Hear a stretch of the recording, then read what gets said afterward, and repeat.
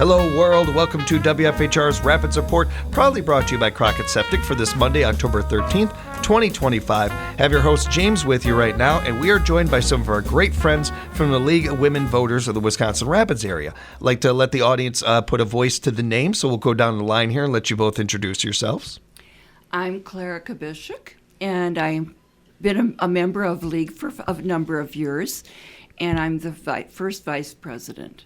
Clara, thank you for being here. Hi, I'm Bridget Muslim, and I'm with the League, only about 5 or so years, 6 years, but I'm currently our local president, and I'm proud to be here. Thank you. And thank you for being here, Bridget. Appreciate it. Now, right out the gate, I have to tell you both how much I appreciate you and your fellow team members, if you will, and the great work that you're doing in our communities and promoting democracy, helping democracy live. And I know that if I didn't say this, my mother would be very angry at me. So I got to get it. No, I appreciate you guys very much and appreciate the time. I want to dive into a couple of things with you. And one thing in particular that really stood out to me that I really love the idea and the essence behind this. There's a pledge going around that you have started.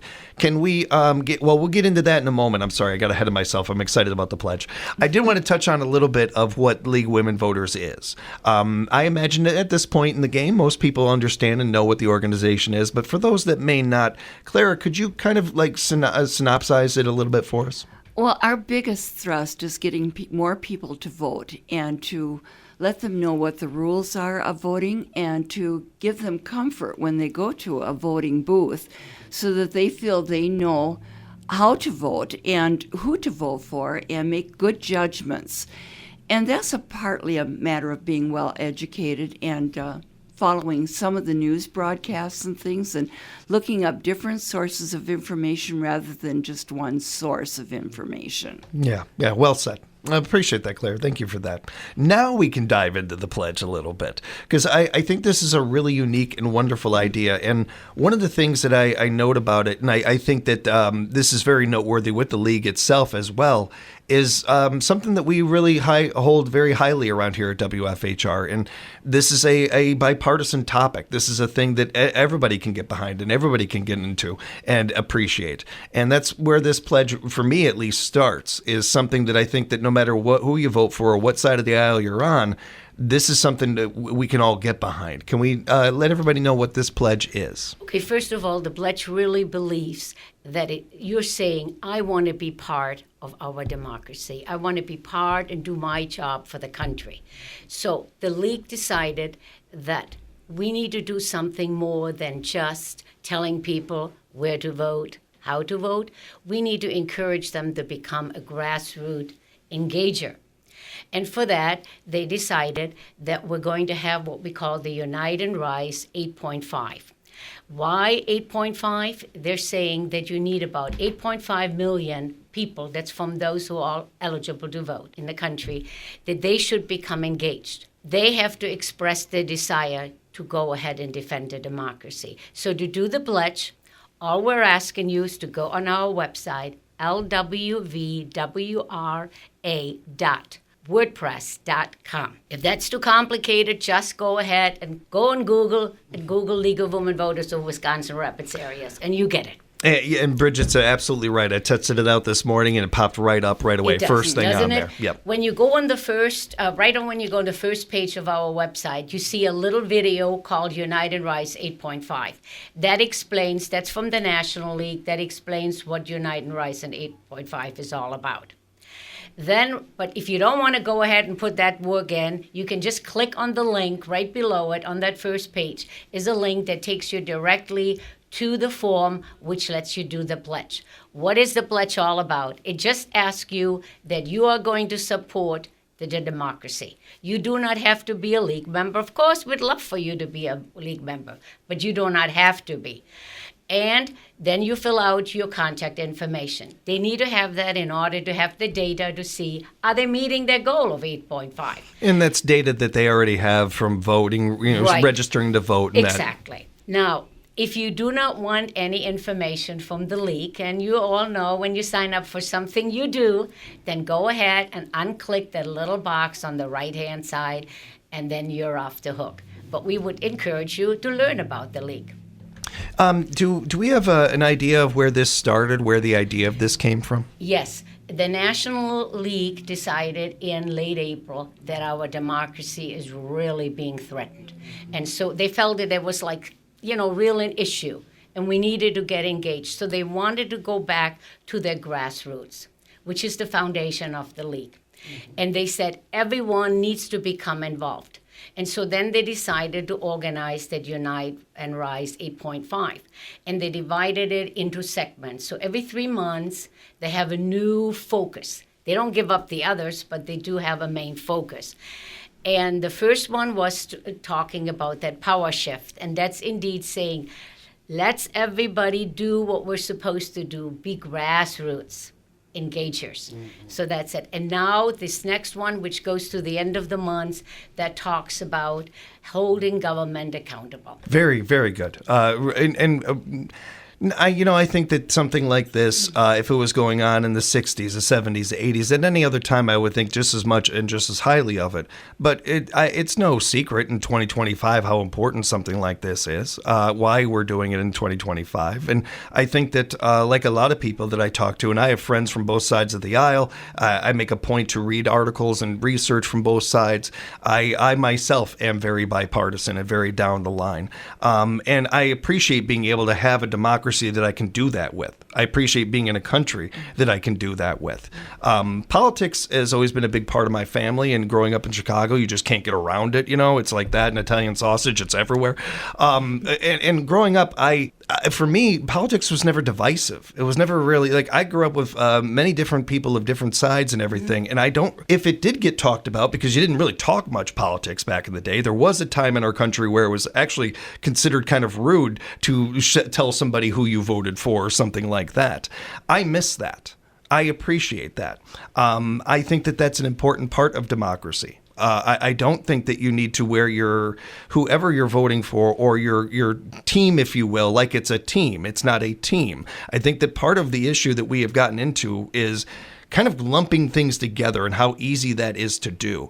I root for this team, so now I'm just going to associate that with like I'm rooting for a sports team, when they could not be more opposite. They are very, very unique and different things.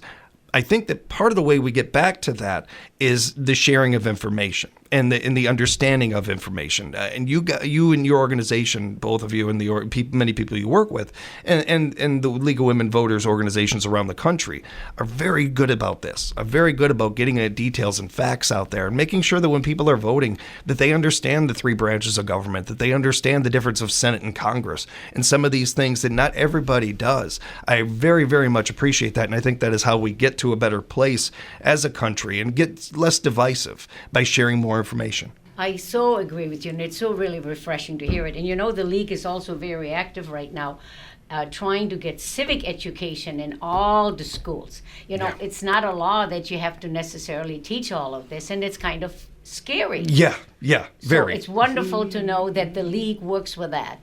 It is. We have people who have run for office. We have people who are currently in office who do not understand the 3 branches of government. That's insane. That's just insane. That's just my opinion. That's just me talking, but that's insanity to me. I think that with something like that being taught in schools, there is no harm in it. There's no negative to something like that. It's similar to me to teaching like the Heimlich maneuver in school. Like, what's the downside? Where's the negative in that? If maybe they never used it, but that's great. That's a good thing. But at least they have the information there. We don't know. One of the beauties of our democracy is you don't have to vote. And I think that that's a very important part of it. Whether people vote or not, them knowing those things is important. They may not have to vote, but I think it's vitally important that you understand how government works and the different layers to it. That's a really nice, I think that's a really important thing. Well, I think the 3 different areas, the executive, the judicial, and the legislative, were set up by the original formers of the Constitution to protect our society from the control of one group taking over. And this does tend to happen. Sometimes people are very dominant, very controlling, and very determined. And this isn't what needs to happen. We need to work together.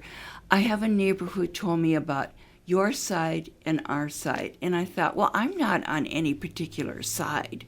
I'm just trying to do what I think is better for Americans. And it's interesting, both Bridget and I come from a European background. And my parents were immigrants. And so I had a different upbringing than a lot of Americans because my father said to me one day, he said, if you don't fight for what you believe in, you lose it. Yeah, it's a very strong quote. It's a very true one. It's very true. I think those unique backgrounds of yours add to the benefit of our local League of Women voters, and that insight that you're able to bring that not everybody has is very useful. I think along it goes with that, which I really made to me sort of an eye-opening thing when I looked at the quote what the League says, when they're saying the League of Women Voters believe strongly being nonpartisan does not equal neutrality or silence. That really hit me. Yeah, that's Right? it's This beautiful. is exactly what you were saying. You have to be engaged. Yeah. You really do. This country is beautiful and it offers a lot of things and a lot of things for free. I don't believe that democracy is free. I think that being informed, being out there, I do think that voting is important, but I'm not going to tell everybody you have to or something like that. But I think I'm getting as close to as I can as saying I have to, because you have to, because it's what makes our country go round. It's a big part of things. It's also important, I think, to keep in mind that it's not everything. And the divisiveness that has gone on for so long needs to go away. It does. I totally agree. It's important. It's important to be informed. I don't think it's important enough to separate families or some of these things that we've seen in the last 10 years and stuff. That's too much. It's too much. And I just have to mention that. I think it's important to mention. There was another thing I wanted to mention and talk about with you is the annual fundraising drive that's going on. This is another important one and for important reasons. Mm-hmm. Can we dive into that a little bit and what that is? We have one individual that's her task. She takes it on. She's the fundraising drive. She sends out letters to the previous donors and to all members and asking for funds. And she explains in the letter that the funds will be used to, for example, we did a youth program for the local high schools, okay? So we put together a kit where the kids do their own voter registration. We have nothing to do with it. We just gave them all the tools, put it together, took it to the high schools. We personally took it to Lincoln High School in Yakuza, and we got to talk to some of the students there. And then they can go ahead and put it into place every year. They can make some changes. We make it so that they can give them a little diplomas for doing it and all those different things.